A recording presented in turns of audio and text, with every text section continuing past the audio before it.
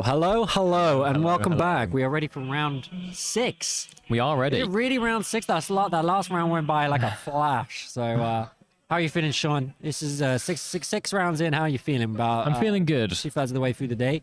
I'm feeling good. I think I'm maybe just about ready for my third coffee, fourth coffee. You've only had 3? After this one. So fourth coffee after this one, then I'll be ready to go into the final draft. But I mean those last 2 games, the first 2 games of this draft have been absolutely fantastic. And what do we have coming up next in this trip? Well, we got a hero we haven't seen on stream yet today, and that is Levia. We're gonna get our first Levia game up on the screen for you, and we're gonna be seeing Osama, who was the Prism in the previous game. He's gonna come back, maybe get a bit of a longer one this time, and that's when we saw Rob play a very aggressive game plan, excellent banishes, but I think this time Prism might be able to do something. But Levia's a top match of a Prism too. Well, what does Prism not like to see, Sean? 6 power attacks. And what does Levia like to have? I think she likes 6 power attacks. Yeah, well, 6 or 7. There's definitely something there. It's almost like they balance the game around that fact or something along those lines. But like typically, is that how it plays out? I mean, No. Levia needs those attacks. Levia needs those 6 power attacks to be able to banish to stop herself. And turns out LSS were like, hey, here's this crazy idea. Maybe we should make some of the 6 power cards just not block, so you can't even use them for that. Yeah. So, but also, if you're not able to play out those 6 power attacks that are banishing from the graveyard, you also aren't turning off your blood debt. So Levia can find herself in a bit of a pickle sometimes. So Ubos is a player around the sort of Essex, London scene. Played against him a few times. Very good player of the game. Very good player.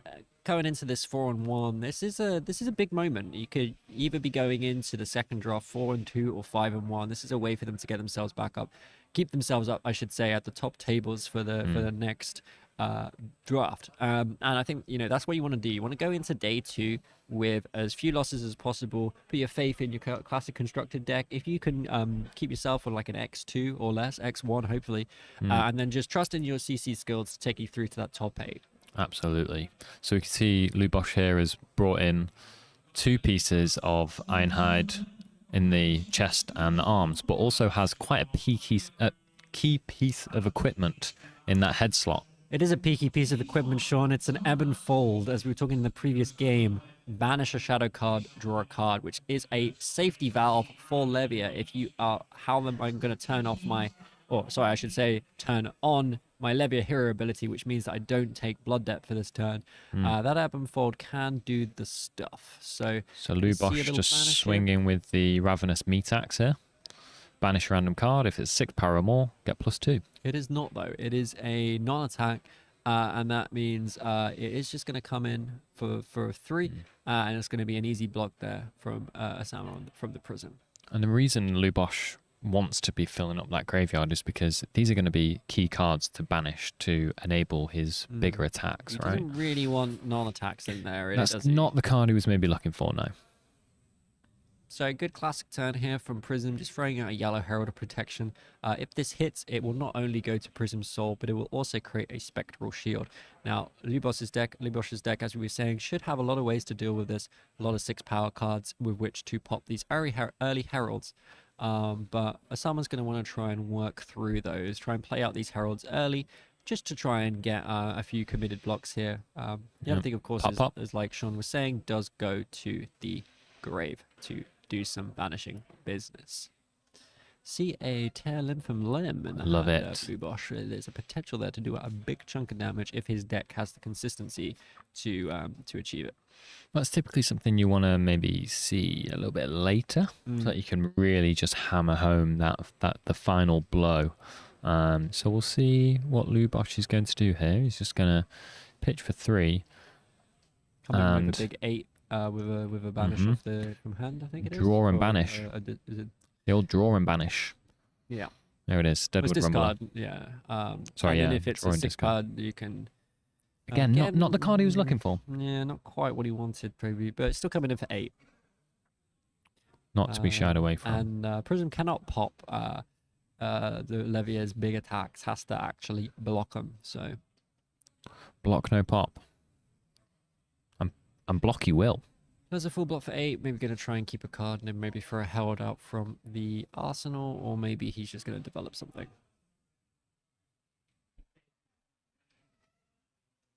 Lubosh drawing up here.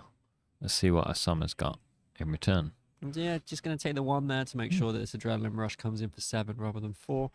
So good. Take a little bit of point of damage just to enable this turn here.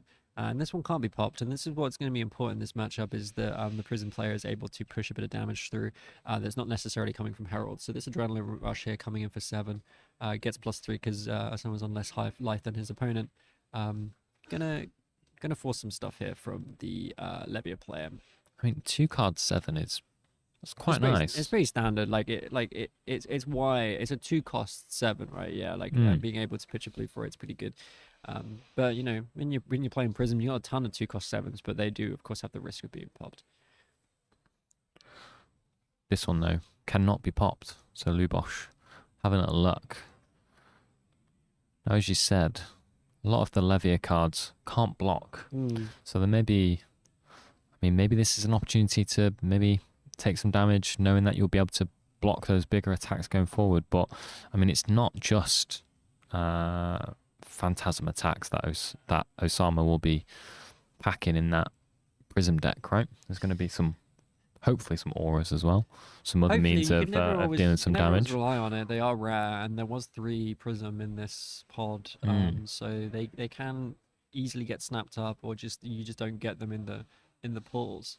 And Lubosh is also very happy to just do these 2 card blocks and then come back. You know, Sama can come with a 2 cost deal 7, but Lubosh can come with a 2 cost deal 8. So pretty tidy. Not got any cards in the banish zone yet, so he doesn't need to worry about blood deck either. Yeah, I mean Lubosh here though is still filling his graveyard with an awful lot of not 6 power attacks, right? Like that's 5. I mean that one's 8. There was an 8 before. We saw a 6 at the very start of the game, but it's probably about 7 cards in that graveyard, of which more than half are not 6 power attacks. So I believe Lubosh was the only Levia in this particular pod, so does mean that should have had the cream of the crop of the cards that they wanted. But we so far seen a few ones go into the grave that he probably doesn't want to be in there. But you still need density, right, Sean? You've got cards that say you need to banish 3, so it's okay to put a few non-attacks. So maybe you don't want too many blood deck cards going in there, right? I mean, I think the cards that have actually been hit so far are also blood deck, just lower. There's a grappling growl in there actually as well, so it's probably about 8. For in there. Coming in for 4 here, Osama. Oh, I see a Dread Screamer, Boneyard Marauder. There's some nice cards there in Lubosh's hand, as well as a card in Arsenal. He's set up quite nicely here to, go slightly wider. Let's see what he does here. Interested in this turn. Oh, yeah. So pitches the Boneyard to play out the red Dread Screamer. Banish 3 random cards. It doesn't. It needs to hit here to go again, right? He does. It's not guaranteed. Oh. He does get it. Okay, he gets it. Gets it off the Graveling Growl. The Graveling Growl, right? Yeah, because normally that's a 7 off the red, right? Yeah, red, and that was yellow. And I got the other one as well. So there is now some blood debt in the banish. There's two blood debt in the banish zone. So it's able to go a bit wider here. Put some pressure on the Prism. So 1 resource floating, coming in for 6 with go again. Lubosh is going to be able to. Still got 2 cards in hand, 1 resource floating, 1 card in arsenal. There's some good damage output here. Osama deciding to block that one out fully.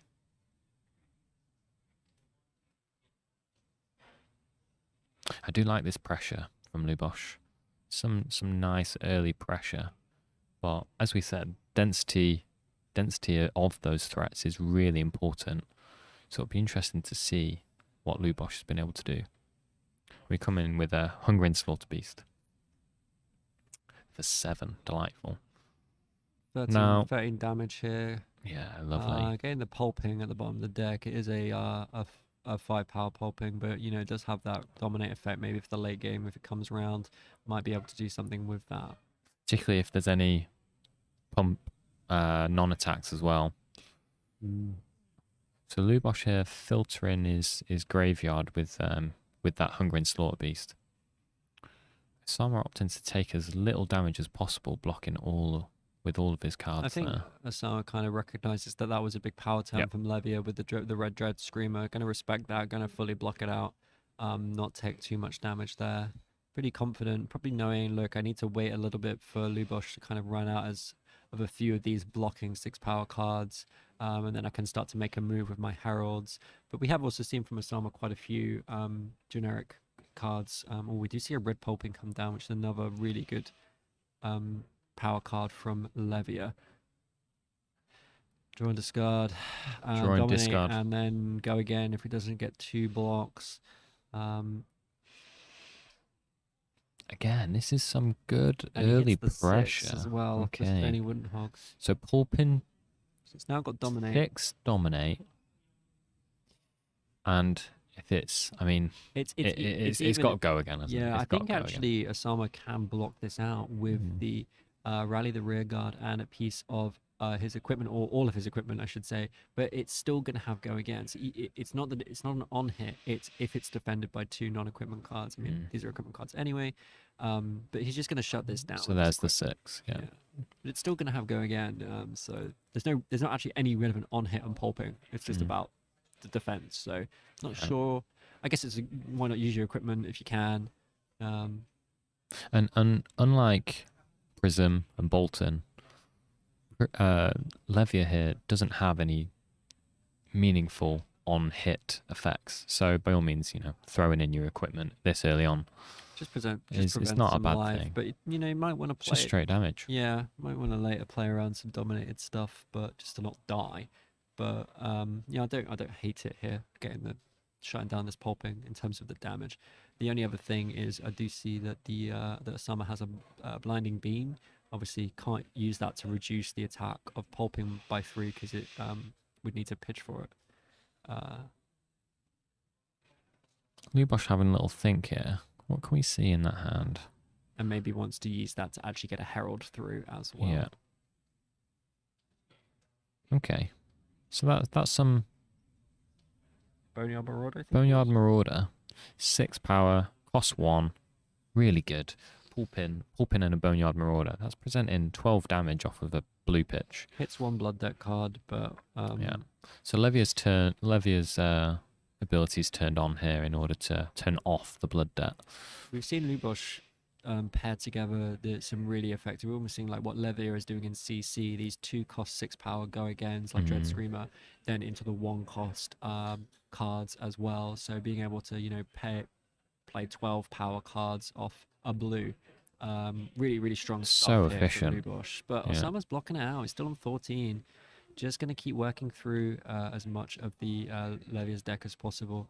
Trying to see out those threats. Yeah, absolutely. There's a few blood deck cards now in the banish zone. So if Levia does miss, but when she's got 4 cards in hand, it's a bit harder for her to not be able to miss the banish, to not be able to turn her ability on. And of course, she always has the ebb and fold if she does need to save herself in a pinch. And Lubosh has been sitting on that Arsenal card for at least maybe the last 2 rounds. So he might even have a little get out of jail free card as a backup in the Arsenal in case Osama presents a big threat. Mark of the Beast. Was it Mark of the Beast? No, it wasn't Mark of the Beast. It was Nourish, and it was the one with the tree on it. Not Swing with Big Tree, but the one with the shadowy tree on it. I can't remember if he kept that from turn 1. No, he pitched it. Did he pitch it? Yeah. Okay. Yeah. And that, oh, lovely. Yeah, it's just the 2-in-1s here. Very Going nice. for 7. Again, we'll talk about that. 2 go again into a 1 for 6, 1 for 7. It's just great value. But how many of these threats does Lubosh have? Can he keep up this pressure? He should have a lot, right? Because he's the only Levia, and You would expect so. He's taking up every Dread Screamer he can probably find. just to make sure that he's safe. But it's whether Osama can. It's a decision that someone needs to make now. Is like, does he want to um, try and deck out Lubosh Yeah. and just start blocking and not try to develop anything, or does he want to take a little bit more damage to do something? But you just think that Lubosh is always going to be able to hit back with a Phantasm Popper. Yeah. And it's that decision point that they now need to make. Lubosh still sitting on a little bit of equipment block as well. Watch With 6, take 1. The two Iron Hides. And a little bit of damage leaking through on the Prism side, but just happy to draw up there. It still had a card in hand, but he achieved the job of blocking out. This hand from Osama not as good at blocking, so maybe if Lubosh is be able to develop anything. And also worth pointing out, Sean, that Lubosh is now getting down to not quite as many cards in the grave. Yeah. So getting a little bit more limited in what they can do. I mean, he's got the 3 cards that he does have in grave right now. They're quite nice. They're all 6 power attacks. He's not concerned, right? It sort of opens him up to be able to come in with something big. So long as he has those attacks that are banishing from his graveyard, he's going to be able to turn off Levia. But the more he does so, the more blood deck cards he's throwing into his banish, the more he's setting himself up for what could potentially be a bit of a whiff turn in which he dies to the blood debt. Something that all hardened Levia players will be very familiar with. But it's like you're saying, Sean, like it's a possibility he's got a card in the arsenal that will sort of save him. Yeah. And he does always have that ebb and Oh, fold. very nice. So you're going to banish all 3 of those, going to guarantee the hit because it's just 3 cards left. Yeah. The thing is, it's not an on hit though. Sorry, the Unworldly Bellow. You just banish and you get, I think it's plus 40 next attack. Oh, coming in with a pulping, very nice. So this is a dominated. Well, let's see if it's dominated. Sorry, so it'll be draw and draw and discard. He did hit it. He So got the hit, there's 9. with dominate. 9 dominate. And that's going to be pretty rough for Osama to deal with. I can't remember if he still has the blinding beam. He does. He does. So that is not going to be as useful because it's not targeting a shadow card. Might still want to play it out. I mean, he is going to be able to do something to it at least. So it's not too bad. It's like we were saying earlier with the equipment block. It's like, yeah, it's good, but you know, in situations like this, it might get a bit trickier. Yeah. Yeah, Summer doesn't seem as like in the last game against Rob. It was a bit of a steamroll from Rob, and Summer was not looking happy. But he seems to be, you know, feels a bit more in control of this game. And the blinding beam here gonna get used. It is a yellow one, so it's only gonna -2, and he's gonna have to pitch for it. But Lubosh doesn't really look like they've got much to come with after this attack. It was just a big beefy 9 dominate. Yeah. So getting use out of it, which was good. Leaving himself with a card that he can play. I'm out filling the arsenal as graveyard. well. That was 2 cards that have gone into his graveyard. So whilst, you know, he didn't have anything to follow up with that attack, he is now sitting quite pretty with another 3 cards in that graveyard. So he's setting himself up nicely. He saved himself 2 health there with the blinding beam. And he didn't really have a good hand to hit back with. So kind of got a good use out of his hand. There it is. Deep-rooted evil. And a That's the soul one. harvest. So a few options here And a Graveling Growl. for Lubosh. That is a nice hand. That is a very nice Yeah. hand. Again, he's got that pitch for 3, Dread Screamer for X, go again. And I think he has the cards in. He does, yeah. Engraved. He's got 3. He's got the one He's that got he a hit 6 with power pulping. card. He's got pulping itself, and he's got the non-attack. So he's got 3 cards, and 2 of them are 6 powered. So he is happy. He'll be presenting 11, 12, 13 damage next turn if he decides to take this. And Osama just keeps blocking out, but you can't keep blocking these. You know, Lubosh is hitting with 1 card, and Osama is blocking with 2, sometimes even 3. Eventually, Osama's going to run out of deck. Yeah. So Osama, I mean, what do you think Osama's strategy? And here we go. I think it's to block out at this point. What we're all thinking. I mean, there's still a lot of cards in Lubosh's deck. It's pretty even, but Lubosh is the one doing the attacking here. Yeah. And Osama needs to think, well, Lubosh has got a lot of cards still in deck. looks about evenish, or maybe a few more in the Prism deck, just a touch more maybe. But Lubosh has been, you know, He's keeping the momentum Piling up. on the pressure. Let's Someone's not see really been what able he... to develop anything, and maybe I wonder if he just tries to sit back now and try and hope that the Levia runs out of ways to prevent blood debt and then just does die in the late game. But I think Lubosh he did pitch some interesting cards earlier. He's going to try and do some work with, but I'm not sure if he's drawn into them yet or not. Got the Soul of Harvest, might be able to do something with that. Does have a little bit of recursion with the Deep-Rooted Evil. Yeah, that deep-rooted evil, it is a bit tough though to play out. Oh, so here we go. This is what you said. Yeah, Evil. yeah. With the ebb and fold, draw a card. draws a card. He's able to. This is nice. This is nice from Lubosh. This is trying to work out what card Lubosh has in his grave in his arsenal. It's been there all game. Probably something he's going to try and win the game with. Yeah. He has like a writhing. Dread Screamer. This is always going to hit, right? Because it's 3 cards, and is it 3? It might be 4 cards in the grave now. It is. Yeah, four cards with the ebb and fold. Yeah, so there is 0 chance that he will miss because there are 2 6s in there. Yeah. But it's still important which ones get banished, because if both of the 6s go, Lubosh is a little bit more. Yeah, he manages to keep a 6 in the. Very nice. Which is good for him. Well, the other thing now as well, because he's been able to banish that deep-rooted evil off the ebb and fold, he's now able to play that deep-rooted evil from the banish zone. So he can actually just pitch all of his cards to that deep-rooted evil. He's got no resources floating. Deep-rooted evil does cost 3. Osama's got a really bad blocking hand here as well. Looks like all of his cards block for 2. And he does get the 3 block against the Dread Scream, but he's still going to leak 1 point of damage here. Really depends on what Lubosh has next. Which comes through with the Grappling Growl for 7. Yeah. Ooh. Which is actually going to leak another point of damage through to Osama, unless he wants to. Oh, he is going to keep a hand. Okay, so Osama's taking the read that he can't just fatigue out this Levia. Yeah. It's not going to work. Going to keep a hand here. Going to try and do something. It's an interesting one to do, though. I just don't know if it's necessarily right. Maybe just doesn't think he can deck out the Levy. The Levy's not going to run out of gas. So next attack plus 3. Yeah. This is tough. This is tough for Osama right now, right?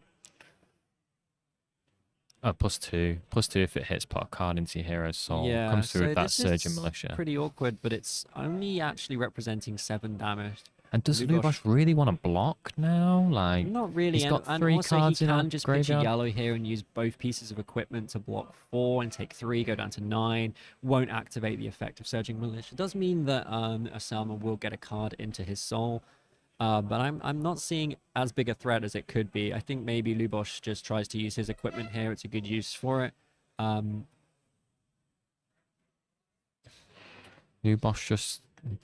Osama down to 2, a dominated attack now, even with a Spectral Shield. Sorry, a 6 power dominated attack, even with a Spectral Shield coming from Prism Soul. It was not going to be enough. Yeah, and I can see that dominate in his hand. He has a... Lubosh here has a Unworldly Bellow that will pump, depending on its power, will pump the next brute attack. And then we'll see a pulping as well. Gonna take 3, down to 9. Still sitting very happy on 9 health. Card into the soul. It's Osama's first card in the soul this game. Lubosh just presenting threat after threat. And we've got to think, Osama's not got a card in Arsenal, so less risk of a blinding beam or anything like that.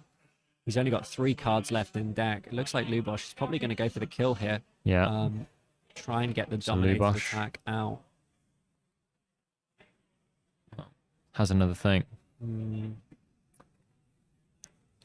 Lubosh, I mean, there's a line here, but it just depends if he can pull the 6.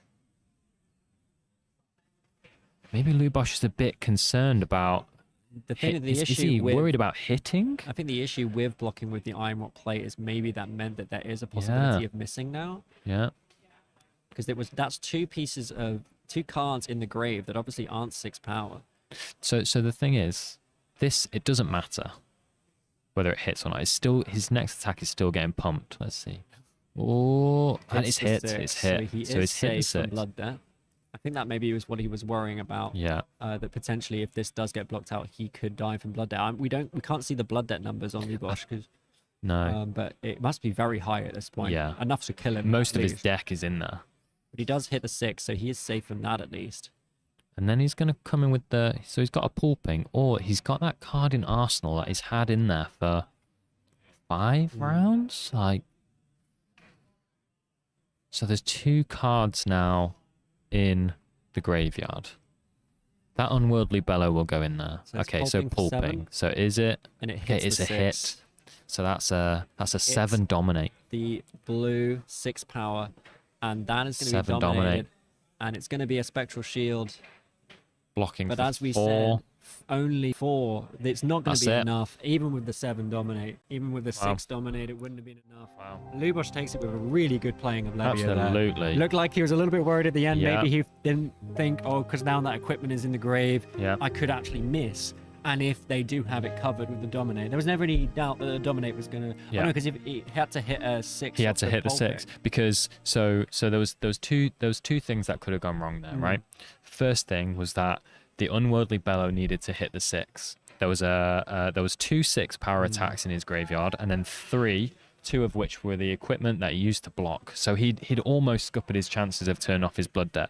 Now, if he didn't hit the blood debt, he would still need to be able to hit the 6 power attack off the of top deck. Yeah. to get the pulping dominate. So there was really 2 chances to sort of fail, and if he failed at both, all that Well, if he failed at all both, that Osama needed to do is just full blocks, full and then block he'll- it, yeah. and then he would lose the game. he'd just lose the game. Well, as soon as he hit the blood debt, as soon as he hit the 6, at least he knew that even if Osama Osama full blocked blocked, it, he yeah. was still safe and probably would still win, because Osama had like 3 cards left in the Yeah. deck. Just needs to present enough damage to go over the top of that Yeah. without dying again.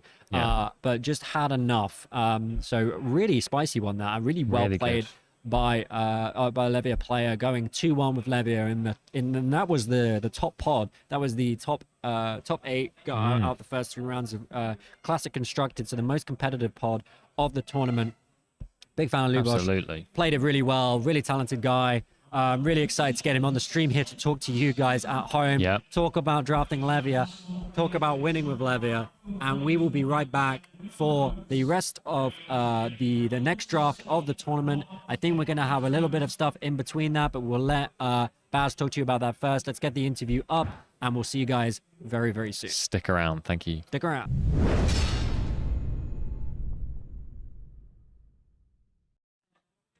Hi, welcome back to Leeds Royal Armory for the UK Nationals. I'm Baz the Bard. This is Lubosh. Congratulations. Thank you. Well done. Levia is never an easy hero to draft. You were the only Levia player on that table. Yeah. Did you feel like you were, that was your only option when you were drafting? You know what I mean? Talk us through that why you went I Levia. went with the drafting basically that I'm going to draft my seat Yeah. and like make the deck accordingly. And then suddenly started seeing way too strong Levia cards. And as soon as I figured out I can basically send all the cards I want around the table, then I was like locked in. There has to be a Levia. Yeah. And that just make the deck a bit insane. So with what, the amount what of did you start with then? I think I picked the first one, Ebonfold, which kind of is good in chain as well as Levia, Yeah. and I probably would be like more comfortable playing chain because I played a lot more in Blitz and don't have that much kind of Levia experience. But after just seeing multiple Dread Screamers and Pulpings, just all the go against and everything just going towards me, and there was not much in the other heroes that I've seen. It's like I literally have to play this hero, even though I wasn't feeling too comfortable with it. Thing is, you want to be blocking early, to fill up the graveyard, but you're just like, well, you know straight away, okay, I can't really, Prism can't really attack you that well because you're just going to pump. Yeah. And then he has to come in with stuff like we saw Frontline Scout, we saw Adrenaline Rush, and you're just like, okay, it gives you the opportunity just to just Yeah, to put just a couple of just to sixes block in. a little bit, yeah. What's getting a bit sticky near the end, you kept checking, is like now the armour's in there, Yeah. like there's less chances. Like I think one of the last hits, it was like ebb and fold, Ironhide, and then it was like a pole pin, and you were like, Yeah, Oh. it was 2 in 5 chance. I was thinking about not blocking with the armor was probably the correct choice, just to guarantee it towards the end. But then I wasn't sure if the game would be any longer, whether I would still need more cards in the graveyard. So I picked probably the worst option for that situation. But in case my opponent would be able to block me out somehow, like with the, I don't know, 6 defense reaction if he had or something like well, that. he had one impenetrable belief which helped him out earlier on. Yeah. But yeah, it's So I was taking the more risky play, but it was like better for if the game continued any further, basically. yeah. I know when like I was saying to Osama at the table, it's just like it's all right blocking out. But you got to the point where you were counting cards and you were just like, yeah, you're down in the fatigue race. I mean, thinking you Yeah. had 6, you had about 8 cards, and you're just like, I'm actually doing all right here. As long as I can just present high numbers, I should continue to do well. Like even if I'm discarding cards from my hand, sometimes like on the pulpings, like my opponent's still giving me 2 cards for 2 or something like that. And as soon as I like attack 1 for 7 with the graveling or something like that, then I'm getting 2 or 3 cards for 1 basically. So I felt like if we go to fatigue, that the game is mine basically. So the only opponent for Levia in that game was the Levia herself. Well, yeah, the old adage, Levia doesn't, you don't beat Levia, Levia beats herself. Yeah, Right. pretty much. You piloted it really well. What are you playing in CC? I'm playing Icelander. Right, okay, bit different. And you've done really well. I've won you're on 3-0 in the CC, yes. Yeah. So you're on the top table. Yeah. May that continue. All the Thank you very very best much. for the future. Thank you. We will be going to the second draft. That's going to be happening soon. In the meantime, when that draft is actually going ahead, we recorded Johnny Chapman's draft. So basically, the camera's going to be over his shoulder. Trip and Sean are going to be talking through his draft choices, whether or not they liked it, disliked it, what they would pick from, pack one, pick one. Johnny went 2-1 in the draft. You can have a look at his deck and tell us what you think of it. All right, nice. Stick around. We'll be back soon.